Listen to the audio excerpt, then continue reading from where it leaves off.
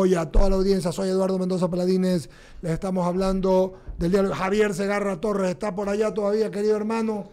Sí, ahí está, muy bien. Ya con nosotros, era un día con muchas entrevistas.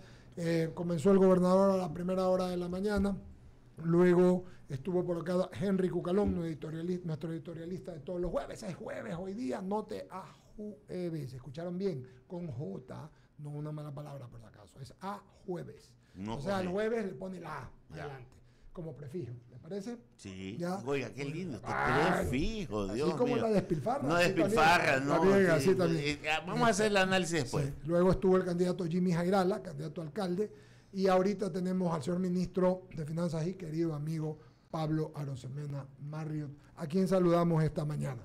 Como es el segundo mayor de todos nosotros, vamos a dejar a don Jaime Velázquez que comience la entrevista. Muchas gracias. No hay por qué, siga usted. De abajo hacia arriba. Mi querido Pablo, bienvenido, buenos días, ¿cómo estás? ¿Qué tal? ¿Cómo estás? ¿Cómo te va? Saludos a todos los radioescuchas y seguidores. Recientemente se envió justamente la propuesta para el presupuesto 2023. Dentro de esa propuesta, obviamente, existe, y te hago esta pregunta porque les topamos hace algunos días con algunos economistas, que hablan de que el Ecuador tiene que reemplazar la deuda y para eso necesita un nuevo financiamiento de 7.000 millones más o menos. ¿Okay? La pregunta es, ¿quién nos va a dar ese dinero? Porque aparentemente las condiciones no son las mejores. Te pregunto a ti, que es la fuente directa. ¿Existe la posibilidad por parte de los multilaterales, sí o no? Sí. Entonces, entrando directamente al tema, ¿no? El presupuesto es una de dos cosas. O se convierte en una herramienta para el desarrollo nacional o es un yunque que nos manda guardabajo. Y la forma en que hemos trabajado el presupuesto 2023 es una verdadera herramienta para el desarrollo nacional. Más allá de todos los números de la proforma, yo resumo dos cosas. Lo primero, estamos bajando el déficit fiscal. Seguimos bajando el déficit fiscal. Lo segundo, lo que estamos haciendo es aumentar la inversión social. Entonces, fíjate qué interesante, porque lo que se hacía en el pasado era, si alguien aumentó la inversión social, era a costa de la despilfarra, es decir, aumentando el déficit fiscal. O también cuando se hacían ajustes, se bajaba el déficit fiscal, pero bajando la inversión social. Nosotros hemos logrado una combinación correcta, que es bajar el déficit fiscal, aumentar la inversión social.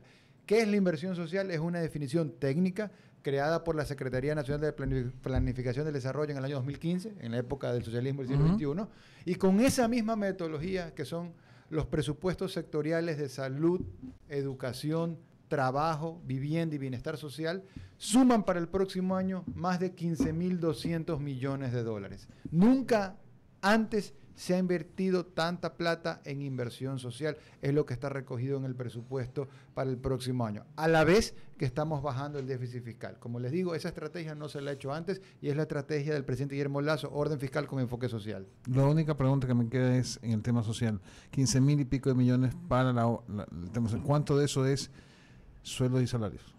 Mira, la metodología técnica creada por Planifica es que tienes que poner todo el presupuesto sectorial. Entonces, en el ejemplo de salud, el presupuesto de salud, 3.200 millones de dólares, pero eso es el presupuesto solamente del Ministerio de Salud Pública. Ahí no está lo que, por ejemplo, el IES destina a salud. Y de acuerdo a la metodología creada por el socialismo del siglo XXI, hay que contabilizar todo el sectorial. Entonces, una parte es corriente, otra parte es inversión, pero la mayor parte en el gasto social es corriente, pues toda la vida es así, y la metodología te dice que tienes que poner eso. Entonces comparemos peras con peras. Entonces, aquí el tema es que la mayor inversión social le está haciendo el gobierno de Guillermo Lasso, con el gran esfuerzo de bajar al mismo tiempo el déficit fiscal. En una sesión de gabinete, el presidente de la República les decía, y en esa sesión estaba usted, que querían propender a déficit cero a fines de gobierno, y hubo algunas voces dentro del gabinete que le dijeron al presidente, pero hay que invertir en el sector, en inversión, en obra pública, y el presidente dijo que no, que él quería hacer déficit fiscal cero. También en esa sesión de gabinete le dijeron, él propuso aumentar la producción de petróleo en 50.000 barriles, pero no han llegado, incluso han bajado en algún caso, probablemente no producto de la gestión, sino de la paralización a ciertos acuerdos que han llegado. Y el presidente reflexionaba y decía, es que no son optimistas.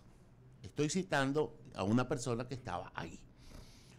Ser optimistas en una parte y ser realistas en otra, como por ejemplo poner el barril de petróleo a un nivel por debajo de lo que dicen los organismos que presupuestan el precio del petróleo para el próximo año, no es una dicotomía. No soy optimista por un lado, pero soy realista por el otro. No hay uniformidad de criterio en el presupuesto. Mira, la visión del presidente siempre ha sido tener una mirada bifocal, en palabras de él. Y eso implica ser realista por un lado, pero por otro lado también tener esa mirada de largo plazo, ese optimismo y también tener la creatividad de poder soñar un Ecuador distinto, haciéndolo crecer a través de la economía. En lo concreto, con respecto al presupuesto, ¿qué es lo que nosotros estamos haciendo? Tenemos una estrategia, como decimos, de ir bajando poco a poco el déficit fiscal. Y aquí la estrategia es clave el poco a poco. No es que de a golpe, de sopetón. Y de hecho la visión nuestra y nuestra estrategia para el 2025 no es tener déficit cero, es tener superávit fiscal. Es decir, pasar del déficit, llegar a un déficit cero y luego pasar al superávit en el 2025. ¿Eso por qué es importante? Cualquier persona que nos esté escuchando, estoy seguro que alguien aquí tiene deudas. Le debes algo a alguien o le debes mucho a muchas personas. Jacinto Velázquez, todo hombre y mujer de bien deben. Correcto. Entonces, el tema es que a veces esas deudas te pueden agobiar. Y eso es un problema porque uno no puede ni pensar mientras tiene ese problema. Entonces, ¿cómo lo resuelves? Sencillo, cuando logras matar las deudas. ¿Y cómo matas las deudas? Cuando tienes más ingresos que gastos y tienes un ahorro, un superávit. Lo mismo con los países. El Ecuador tiene un endeudamiento público agresivo, producto de más de una década de despilfarra. Ese endeudamiento público, la sumatoria... Después decimos por qué nos rimos. Sí, la sumatoria de los déficits fiscales, la sumatoria de año a año, de cada déficit de cada año, es la deuda pública total. O sea, la sumatoria de los déficits fiscales es la deuda pública total. ¿Y cuánto es la deuda pública total hoy? 64.000 millones de dólares. Gracias, Rafael Correa. Y ese peso recae sobre el lomo de nosotros y de nuestros hijos y los que tienen nietos de nuestros nietos. Entonces, ¿qué es lo que dice Guillermo Lasso? Tenemos que romper el ciclo de endeudamiento agresivo. Y eso solo se logra cuando tienes un excedente que te permite ir matando deudas del pasado, que es lo que estamos haciendo en la proyección del superávit, por un lado. Por otro lado, la inversión en obra pública no solamente tiene que venir del recurso público. Nosotros estamos destinando para el próximo año 1.871 millones de dólares de inversión pública para obra pública. Pero la obra pública también se debe generar con inversión privada. Y esa es la mirada de nuestro gobierno. Nosotros somos un gobierno que al final del día... Pero llevamos año y medio y no vemos nada de eso. Mira, yo te diría que en la vida se siembra y luego se cosecha. No puedes cosechar primero y sembrar después. Nosotros estamos sembrando para poder cosechar. El Quinto Puente, por mencionar una obra pública icónica. El presidente de la República ha dicho que esa es una obra legado en su gobierno y ha dicho que en el primer semestre del 2024 arrancará ya esa obra. Estará en la primera piedra en el primer semestre del 2024. A mí me parece que eso es algo muy importante porque de esa obra yo al menos recuerdo haber escuchado 20 años a distintos gobiernos hablar de eso. De hecho, los estudios de esa obra los hizo Tom Lara hace más de 10 años. Entonces, que este gobierno pueda concretar algo que está en el imaginario colectivo 20 años es algo positivo. Coincido en mucho de lo que dices. Ya mejor le paso a Javier Segarra, pero una cosa, la inversión social, Pablo, que de lo que está... Sí, es en resumen, la inversión social da votos, da estabilidad, pero no da riqueza. Javier Segarra. Se la paso a Javier. Gracias, ministro. ¿Cómo le va? Buenos días. Desde el punto de vista de la cifra per cápita al ecuatoriano común y corriente, ¿cómo están esas cifras en relación a lo que ustedes manejan con el sentido de reducir el déficit y más inversión? De acuerdo, un saludo para Javier. Mira, la visión del presupuesto, como decimos, es ir bajando el déficit fiscal, ir aumentando la inversión social. Nosotros estamos aumentando no solamente la inversión social en salud, educación, trabajo, vivienda y bienestar social, sino que además estamos también aumentando el presupuesto de seguridad ciudadana. El presupuesto sectorial de seguridad en el 2022 fue 3.179 millones de dólares. El presupuesto sectorial de seguridad para el 2023 será de 3.364 millones de dólares, es decir, 185 millones de dólares adicionales. Son recursos puestos al servicio de fortalecer la seguridad ciudadana. Ejemplo concreto, 8.500 nuevos policías engrosarán las filas de la fuerza policial el próximo año y eso es algo muy bueno porque vamos a ir cerrando una brecha histórica. Todo el mundo dice hace falta más policías, Eso hace falta hace 20 años, nadie lo había resuelto. Guillermo Lasso dice, vamos a reclutar 8.500 nuevos policías. De hecho, ya entraron porque son...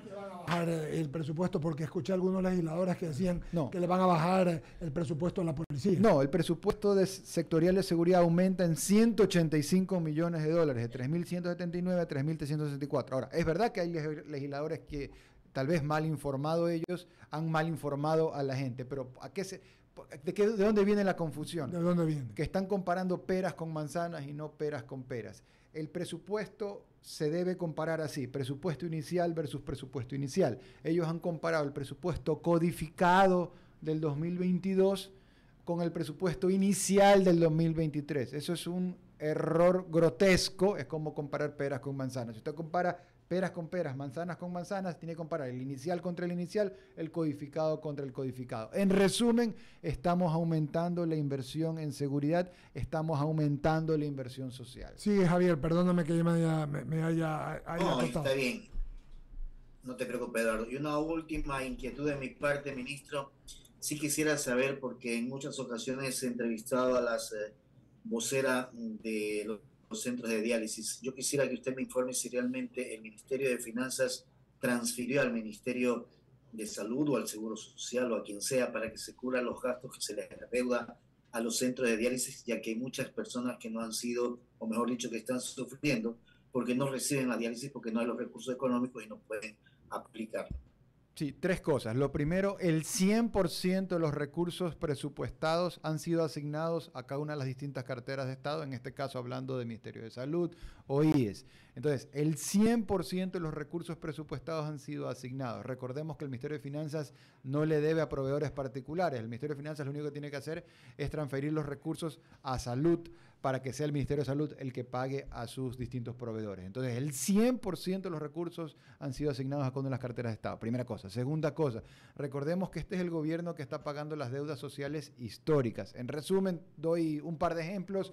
Nosotros estamos pagando este año 300 millones de dólares. Ya hemos pagado 300 millones de dólares por concepto de salud al IES. Y aquí lo interesante es que son deudas del año 2011 en adelante. Entonces, uno lo dice rápido, pero hay que asimilarlo. O sea, Guillermo Lasso está pagando deudas sociales de 2 gobiernos anteriores. O sea, hay una indolencia porque hubo 2 gobiernos, uno no pagó y el otro no cobró, y más allá de indolencia, hablemoslo claro, ahí hubo corrupción, porque ¿cómo es posible que durante 10 años no se haya pagado y no se haya cobrado? Tuvo que llegar Guillermo Lasso para saldar deudas históricas sociales del 2011 en adelante, en el caso concreto de salud de el IES. 1 y 2, deudas con pequeños municipios y prefecturas.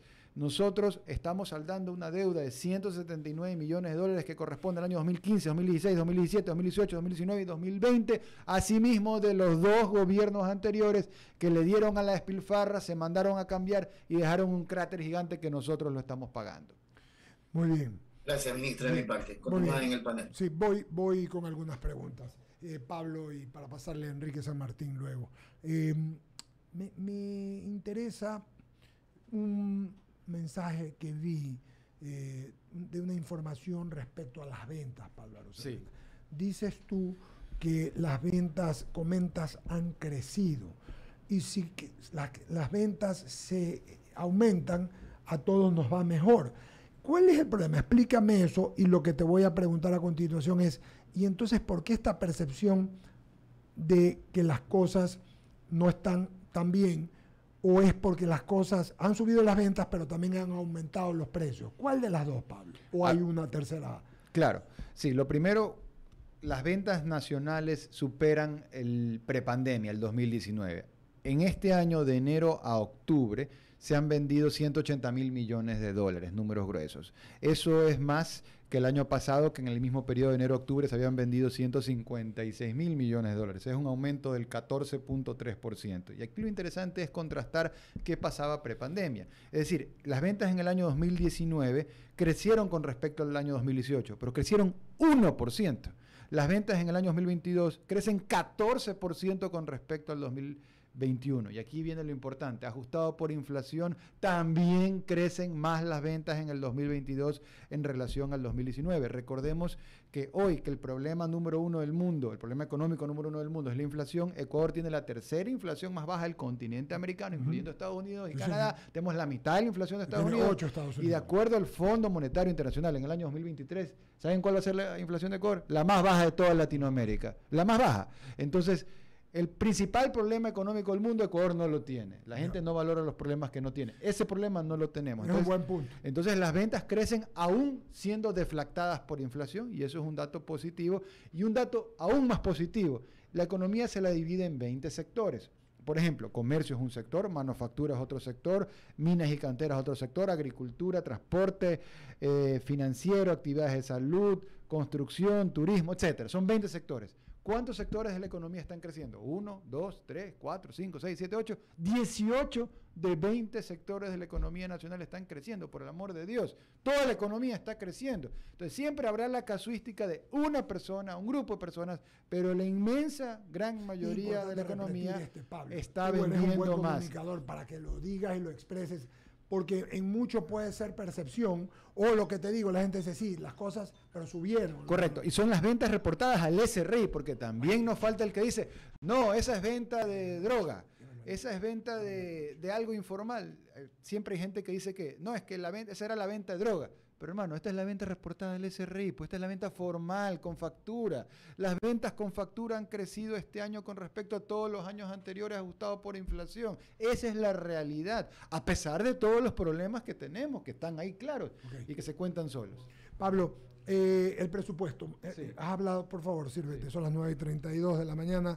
Pero, después, nuestro siguiente invitado será José Javier Orellana, que viene a conversar en un momento con nosotros, después de que terminemos con Pablo Arosemena.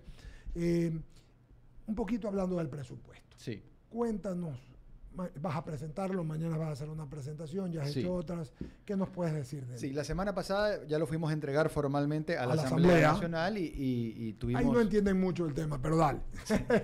digamos, y lo entregamos tanto en el ámbito de la presidencia de la Asamblea como en el ámbito de la presidencia de la Comisión de Desarrollo Económico de la Asamblea, lo cual son buenos gestos que en la democracia se tienen que dar. Sí, señor. Fui personalmente a entregarlo y me parece que esa es la forma correcta, más allá de que hayan distintas opiniones, pues aquí estuve yo personalmente entregándolo.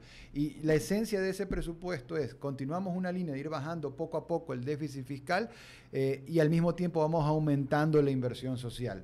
Fácil decirlo, difícil hacerlo, como comentábamos hace un momento. Lo fácil sería aumentar la inversión social, pero con despilfarra, o bajar el déficit fiscal y matar la inversión social. Nosotros hemos agarrado lo mejor de los dos mundos. Bajamos el déficit fiscal, aumentamos la inversión social, por un lado. Por otro lado, estamos aumentando los presupuestos de seguridad. Por otro lado, estamos aumentando los presupuestos para las universidades, para la educación pública superior. Entonces, es un presupuesto que realmente se convierte en una herramienta de desarrollo de la microeconomía nacional. Nosotros, hablando de lo que ya hemos hecho este año, desde la banca pública hemos inyectado en la microeconomía nacional, porque uno dice, ¿dónde salen las ventas? Claro. Hemos metido más de 1.700 millones de dólares a la vena de la microeconomía. Una parte a través de Banecuador son alrededor de 600 millones de dólares. De esos, 118 millones de dólares son para el crédito de las oportunidades, 1% de interés, 30 años plazo, para 44.000 ecuatorianos. Esto es importante porque un gobierno anterior le entregaron 100 millones de dólares a 2, 3, 4, 5 personas y empresas. Para una galladita. Para una gallada. Aquí le hemos entregado 118 millones de dólares a 44.000 personas, al 1% de interés. ¿Y saben cuál es la tasa de morosidad de esos 44.000 personas? 0,25%. Ahí está. Plata bien entregada. Bien entregada. Ya, eso es una y parte gente que valora el crédito. Correcto. De que lo ayuden. Entonces, desde Banecuador hemos entregado más de 600 millones, 118 por ese concepto. Luego hay otros productos de Banecuador, como crédito productivo al 5% de interés, y ahí son créditos de $20.000, inclusive llegan hasta $150.000. Entonces, sí, hemos entregado 600 millones de dólares desde Banecuador. Luego tenemos CONAFIPS, que es la CFN de las cooperativas, sí. Plata a las cooperativas. Ahí, así es, Roberto Romero, un gran trabajo. Gran ejecutivo.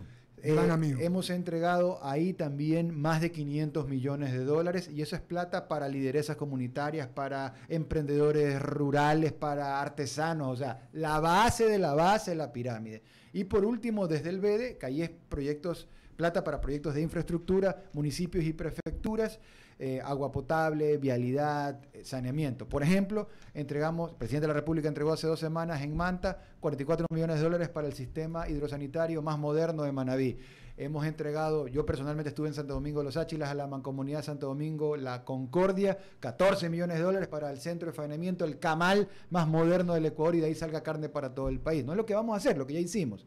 Y también, por mencionar otro ejemplo, son $500 millones de ejemplos, pero otro ejemplo rápido: Balsar, agua potable, $7 millones. Obras de infraestructura impulsadas con plata desde el gobierno nacional. ¿Cómo ves el cierre de año para la gente, Pablo Arosemena? Mira, estamos entrando a los 2 mejores meses del año de venta, o sea, el mes de noviembre en el que estamos en curso y el mes de diciembre, y son 2 meses donde el comercio siempre ha dicho se vende doble, se vende el triple, son meses donde se vende por 2 o por 3. Así que nosotros proyectamos que este año Ecuador va a cerrar un nivel de ventas en el norte de los $200 mil millones. Nunca antes se ha vendido tanto, Eduardo. A pesar de todas las dificultades, esa es la realidad. 18 a 20 sectores de la economía están creciendo, y hay que decirlo, hay gente que está tratando de sembrar pesimismo para cosechar impunidad. A pesar de esa realidad, nosotros estamos con una economía haciéndola crecer. Me hacen una pregunta, por favor, y me hacen al público, y me preguntan, ¿cuál es el impacto? Pregúntale, Eduardo, por favor, al ministro, ¿cuál es el impacto real que tiene en la población la estrategia del BEDE de financiar de manera preferente las obras de infraestructura y saneamiento a lo largo del país? Ya que tú eres, me recordaba, tú eres el presidente del directorio. Así es, le estamos transformando la vida a la gente a nivel de la comunidad, a nivel de territorio, porque piensa que no tienes agua potable y ahora Balsar tiene recursos para tener agua potable, o piensa en el centro de faenamiento que estamos conversando en Santo Domingo de los Áchilas.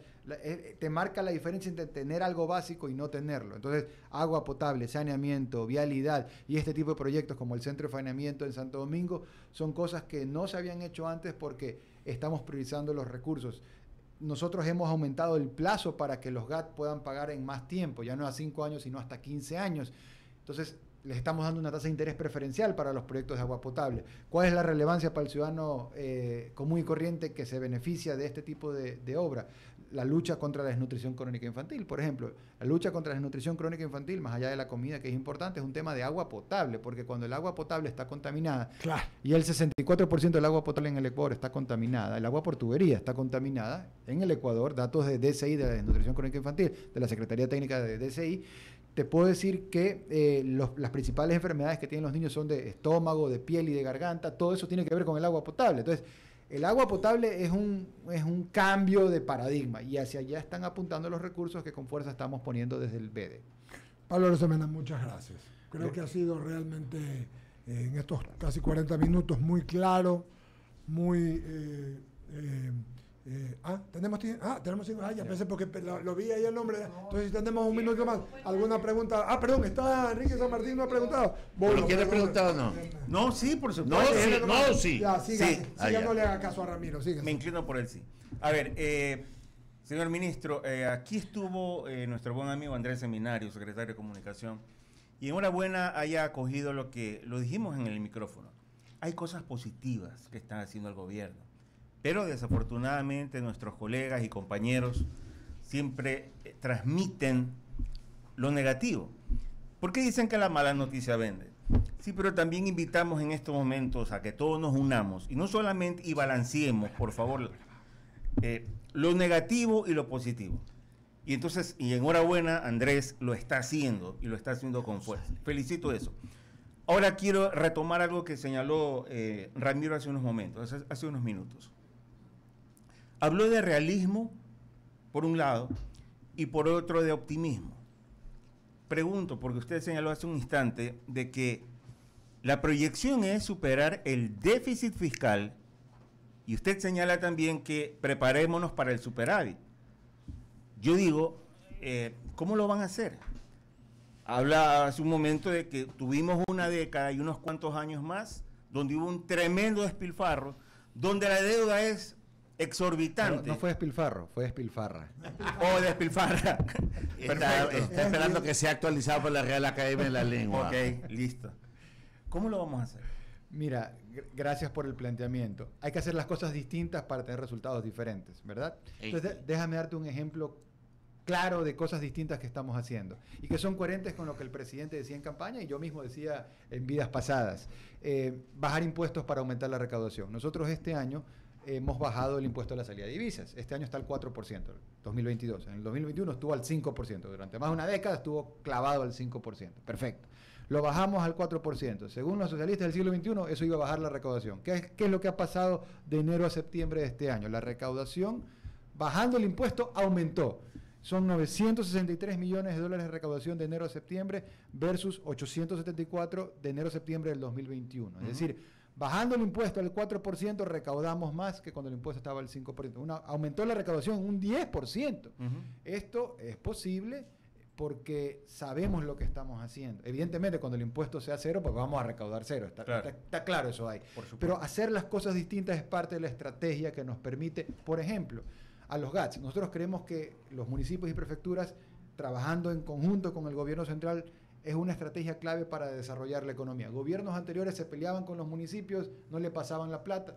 Producto de eso es la deuda de hace 7 años que nosotros le estamos pagando a los municipios y prefecturas. Pero nosotros este año le estamos pasando a los municipios más recursos que en los últimos 7 años. Les estamos pasando en este año 3.153 millones de dólares a municipios y prefecturas, y eso supera largo el promedio de la plata que ellos recibían en los últimos años. Ellos recibían en promedio 2.807 millones de dólares. Ahora están recibiendo 3.153 millones de dólares. O sea, están al día. No solamente. Todos. Sí. Entonces, nosotros estamos al día y estamos saldando la deuda histórica que hay con ellos. Claro, lo que se le debe es la deuda histórica. Así es. Entonces no están al día.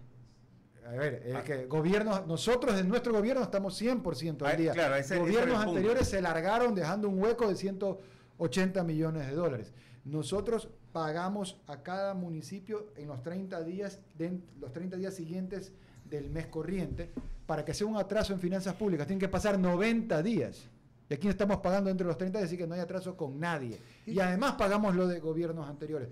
Ojo, porque esto es importante decirlo despacito. Sí. Antes, gobiernos anteriores no te pagaban lo del mes en curso y aparte te iban dejando deudas por conceptos, por distintos conceptos. Que paga el que viene Nosotros atrás. Estamos ahora haciendo lo contrario. Estamos pagando el mes en curso entre los 30 y pagando poco a poco. Solo un temita con el FMI. Sí.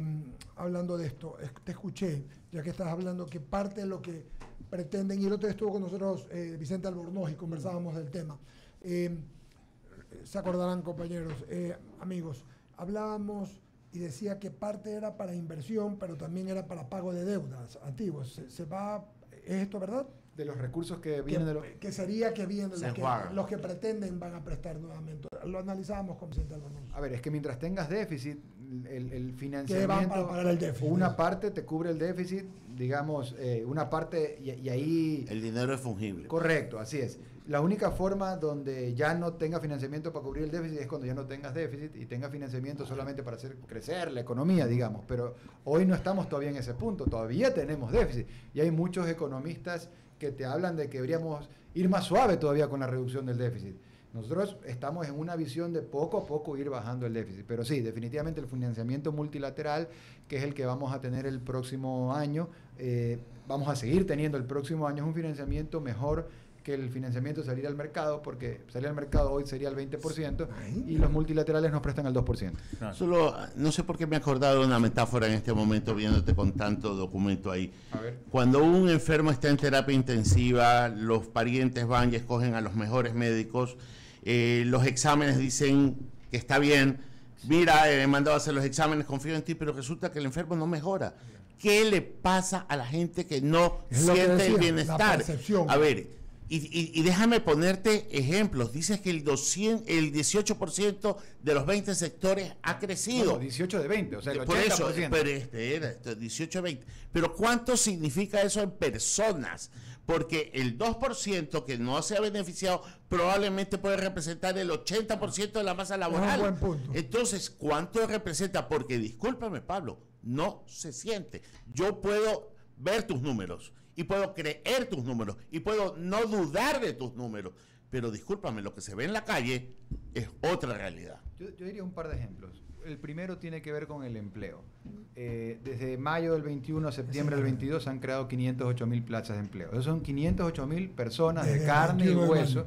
Desde el 21. Mayo del 21 a septiembre del 22. ¿Cuántos se han recuperado y cuántos han crecido? Han crecido 508.000. Han crecido más de medio millón de personas es un mérito. que durante 6 meses no tenían trabajo, por dar un ejemplo, porque ese es el tiempo promedio de estar desempleado, ahora ya tienen un trabajo.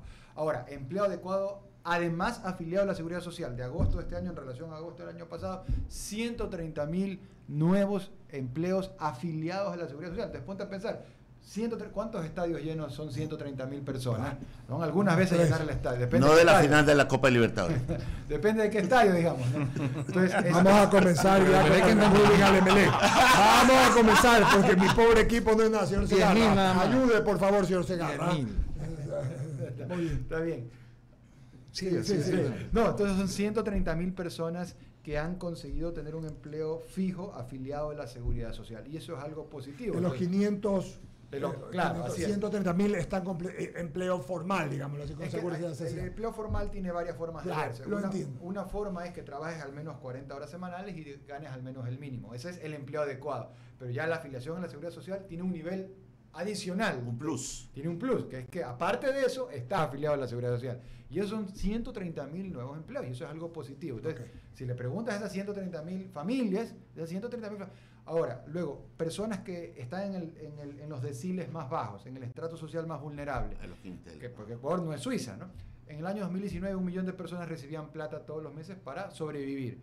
Viene la pandemia, todos sabemos lo que pasó. Al día de hoy, 1,5 millones, o sea, 1.455.000 personas están recibiendo plata todos los meses, transferencia económica al bolsillo para poder enfrentar la situación. Es 500.000 de personas adicionales, que no es que en el 2019 no necesitaban la plata, es que no se las daban, pero este gobierno se las está dando. Entonces, si te vas a la base de la pirámide, si te vas al estrato social medio de la generación de empleo, si te vas al índice de confianza empresarial, que lo mide el Banco Central, es una encuesta anónima. Señor empresario, el próximo mes usted proyecta, usted cree que va a vender más, sí o no, que va a ser más rentable, sí o no, que va a contratar más gente, sí o no. ¿Cómo está el índice de confianza empresarial? En el punto más alto de la historia. Entonces, esa es la realidad también. Yo tengo una pregunta. ¿Este incremento en las ventas es única y exclusivamente Ecuador o estabas incluyendo ahí las exportaciones también? Son las ventas nacionales. Es todo lo que se genera en el Ecuador dentro del Ecuador.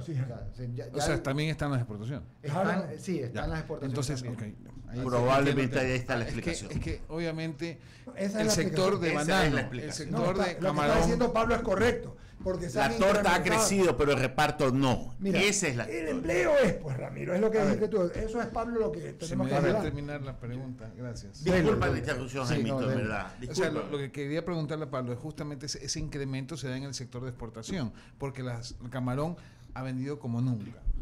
El banano se recuperó. Entonces, si bien cierto, el banano es de menor incremento, pero el banano sí fue fuerte. Y ahí está, digamos, ese impacto, tal vez. Mira, el comercio, de enero a septiembre del 2022, las ventas son de la actividad comercio, 62.000 millones de dólares. Manufactura, industrias, 25.000 millones de dólares. Minería, 17.000 millones de dólares. Agricultura, 14.000 millones de dólares. Transporte, 7.000 millones de dólares. Actividades profesionales, 5.000 millones de dólares. Construcción, 3.355 millones de dólares.